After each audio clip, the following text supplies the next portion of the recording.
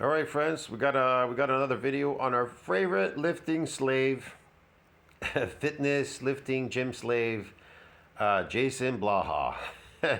Whoa! Look at those! Look at that chest! Look at those chest muscles. The gyno on there. Jesus, man! Look at his face, bro. He looks 75. I'm looking at Grandpa lifting in the garage. Let's review this video. New exotic exercises are not going to be the missing secret of our gains. Oh, really? Hey everybody, it's Jason Blaha here, and today I want to chat with you guys a little bit about, this idea that people have that in order to get jacked, you need all sorts of strange or exotic exercises, and the reality. Absolutely not. To get jacked, all you need is some glycogen, you need some complex carbohydrates, and a good pump. You're gonna get jacked than the last time. Is you simply you don't need that. And this is coming from the background of someone who's coached on some pretty exotic stuff. I've done a lot of conjugate coaching, where I literally have clients rotating band and chain work in 3-week waves, doing all their reverse hypers, all of this stuff, right? The things that we do. And here's what people have to understand. Here's what they have to understand with all of these things. Those are certain tools that are useful for strength curves and trying to get neural drive and speed strength and things. Okay, there's certain tools that are useful for recovery and putting. You know, it's funny, if it's cells that you need, muscle cells you need to further this domain, this MND size domain, then that should be really your goal to shoot for, to try to get more of these muscle cells. But I know, according to Blaha, hyperplasia doesn't exist. But without hyperplasia, how the fuck could you get hypertrophy? You understand me? Oh, you think that a muscle fiber has a definitive, let's say, infinite non-limit as far as it could grow. You think that a muscle fiber can grow forever? Yeah, you're crazy, man. Muscle cells have a MND size limit. They have a limit as far as how big they can go. They can only get so big, and then you need more cells. That's why when they show that map in the progenitor cell in the beginning and the newbie gains, you got call it nuclei overload training precedes hypertrophy, whatever that baloney shit, overload, nuclei overload. So that map at the bottom, when they show you the newbie gain, when you first come in, you get an influx of this fusion of the satellite cell. It's the damage to the fiber. It's a structural damage. So they fuse there. And then you get more of these cells, and those cells hypertrophy. Get it? Yeah, man. See, you reached an MND size when you were 15. The progenitor is not donating any more extra nuclei to support further muscle growth. So it's not supporting. So when you come in, you damage these muscle fibers if they are getting damaged. I'm not saying they aren't, I don't know. Okay, they're protected by something called repeated bout effect phenomena. So you may not be getting damage. It's really hard to say what the hell you're getting there. But if you're not getting this structural damage, and you're not getting an influx of these satellite cells, so you can't further hypertrophy. That's why you're all complaining about, man, I have a genetic limit. I have a newbie gain limit. I'm a hard gainer. All these excuses, bro. Get it? Because your people are daft, man, out of your head. You don't understand that you need more cells to further that growth. Either you need more myofibers or you need more cells to bind with the original myofibers, and they get bigger. That's how they get bigger. Without those cells, that shit ain't getting bigger. Other than you're an endurance trainer, you're getting sarcoplasmic glycogen muscles. That's all you're getting. These phony glycogen muscles getting jacked. The spine back in traction. But really, at the end of the day, none of those things are necessary. And if you just look at the stuff you see me in here doing, I have all that equipment. I'm not even using much of it these days. And so you see in this video, I'm doing a lot of high bar squatting. Okay, right? Doing deadlifts, deficit deadlifts, tons and tons of pull-ups, lots of benching, incline benching. Even all these studies, these muscle building studies that they have, they're all based mostly on sarcoplasmic hypertrophy. Really, it is. That's why they tell you, oh, this is they got this much gains in muscle. They got this much gains in muscle. You are gaining muscle. Sarcoplasmic hypertrophy muscle. That is it. That is a gain. It may not be real muscle. It may be fluid, but it does cause the muscle to hypertrophy. You understand me? So, I guess people they're just so out to lunch they don't understand the difference between these muscle cells, myofibrillar and sarcoplasmic. There are two types of hypertrophy, and then there's other hypertrophies, things that make you hypertrophy, like inflammation, lactic acid buildup, stuff like that, whatever, blah blah blah. Let me tell you something. If you do damage these muscle fibers, and you come back to the gym and you lift with these micro injured muscle fibers, you are going to get an apoptosis. So now you're going to lose muscle fibers. See what I mean? You're losing muscle fibers now. That's why a lot of people say they complain about going to the gym lifting and they say, I actually lost muscle. Well, you actually are losing muscle because you're stupid.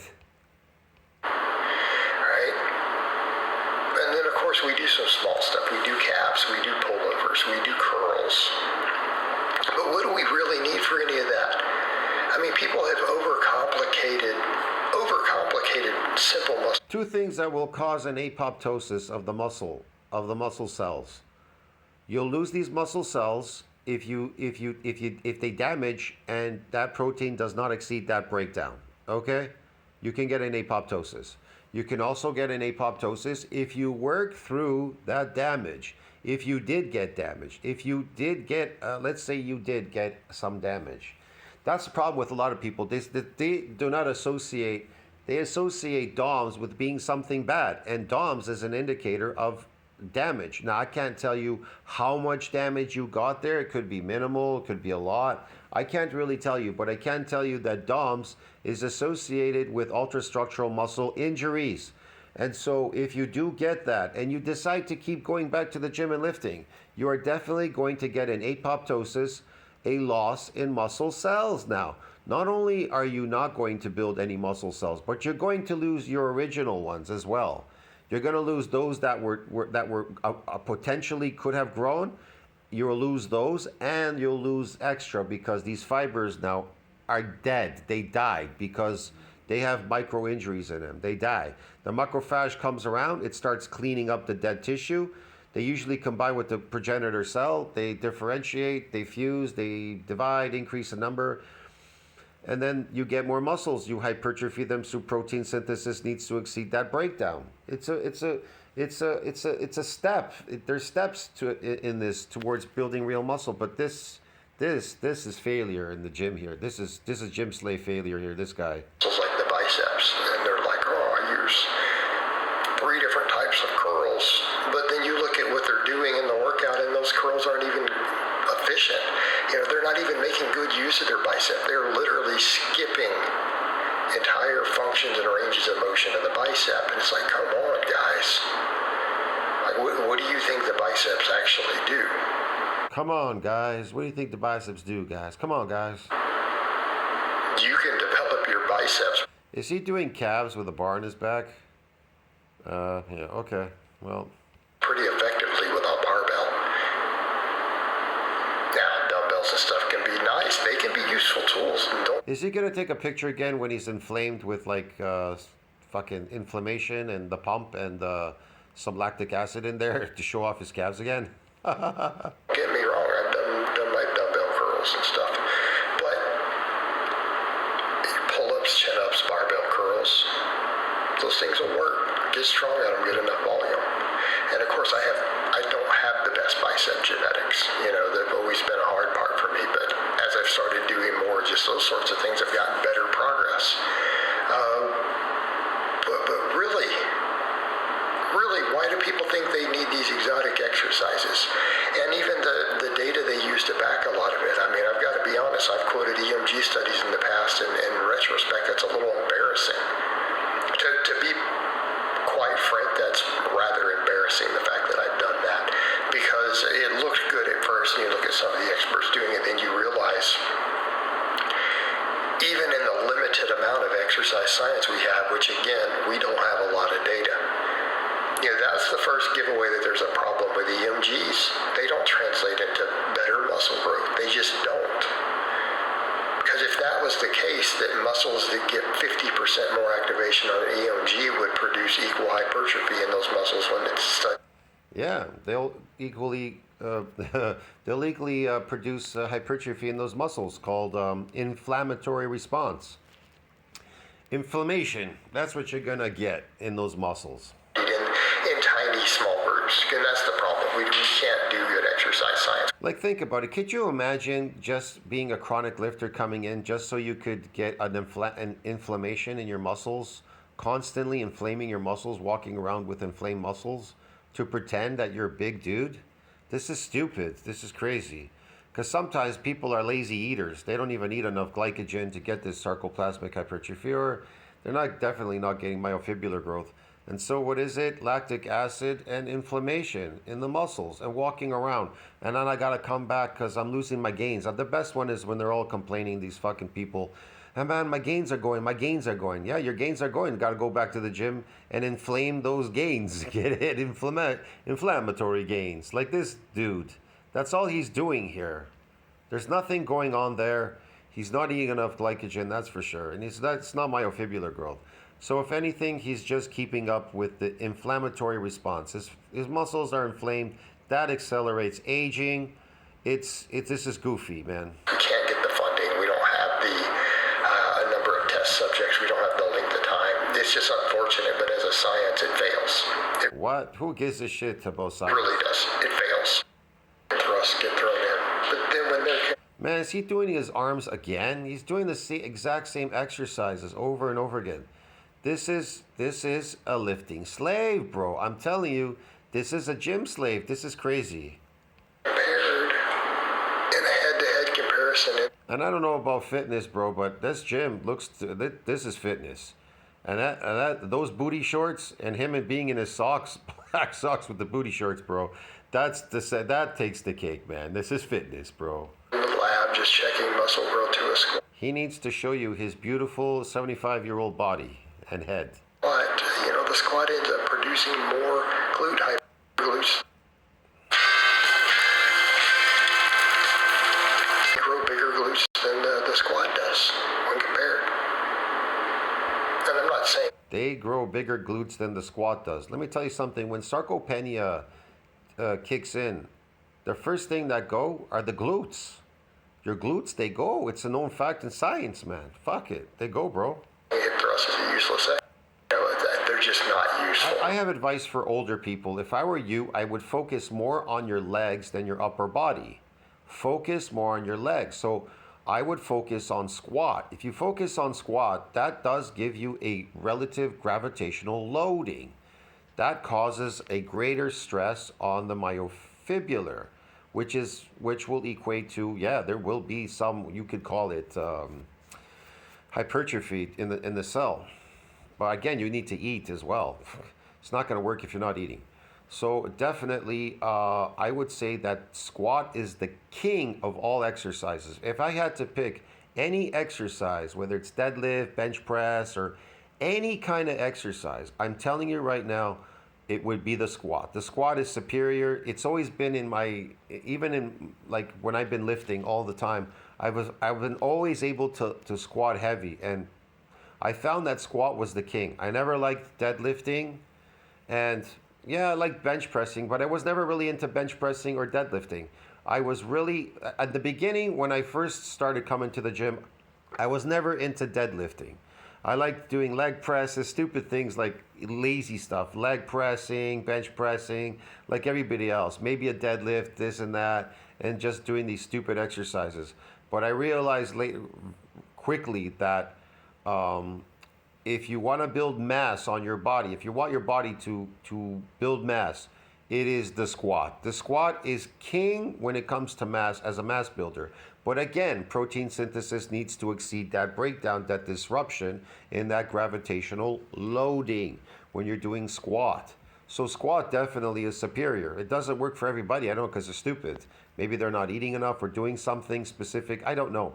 Or they're just not doing enough sets, or It's not resting on their back. And I've done sets of like 30 with like squats. I could go to 30, 40, even 50 repetitions per squat. The more the tension on the body, the weight on your body, the greater chance you have of increasing this gravitational loading and getting a disruption in the cell, and it actually growing. So yeah, there are other ways. Like people ask me, how do you bypass MND size? Well, there are other ways to bypass MND size. There definitely is. There is more than one way. There's something you need to figure out. You can't draw meaningful conclusions from that for hypertrophy and muscle growth. You just can't. So what do we have? We have Blaha definitely does a lot of squats here, but he doesn't really. It's not enough. It's not enough. It's not going to work for him anyway. the tried and true things that have worked. People, we know how to get results. We know how to get people big and strong. Right? We have This guy looks like the hunchback from Notre Dame. Now he's wearing a shirt. Must be getting cold there now in Texas. It isn't hot there now. It's December. decades and decades of experience at it.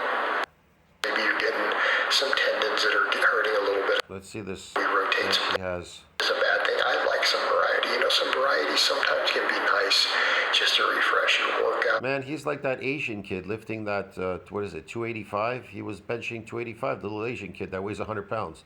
Look at Blaha here. He's trying to lift, I think it's fucking 2 plates or something on each side. I don't know. So maybe help with some overuse, some stale. He could barely get it up. Maybe you're getting, but you have to understand all these exotic exercises. What's he got here? 2 plates too as well? 2 plates. Okay. Sizes and things that people throw out there. You see where I'm about to go.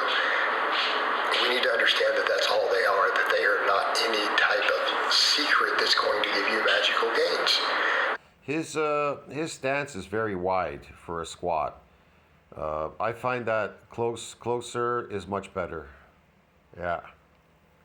He's doing too much inner thigh. He's using his thigh to lift the to do the squat. You really the inner thigh. You really want to use the outer quads. You want to use the quads. You want to use your outer thighs to really move the weight. You don't want to do your inner thighs. When the inner thigh gets too big, that's another thing. When it gets too big, it's going to start rubbing. It's going to drive you nuts. A lot of people have this problem. They can just be mentally refreshing. They still do whatever we need. Physically, they will do what we need. The basics. Nice long range. Flat bench and incline bench. You know, you might want to use a barbell or a dumbbell. We don't need anything exotic for that. Oh, that went up second time much better than the first time. Right? We don't need anything exotic for that. It's a very simple muscle. Yeah, it's very exotic. You know, our back as a muscle group is probably about the most complex. Yes, the back is complex, made up a lot of little body parts. Okay, man, friends, I gotta go. I'll see you in the next one. Tell you to think about that. New exotic exercises are not going to be the missing secret to our gains. Yes, I guess the gains, the inflammatory gains. See you in the next one. Ciao, friends.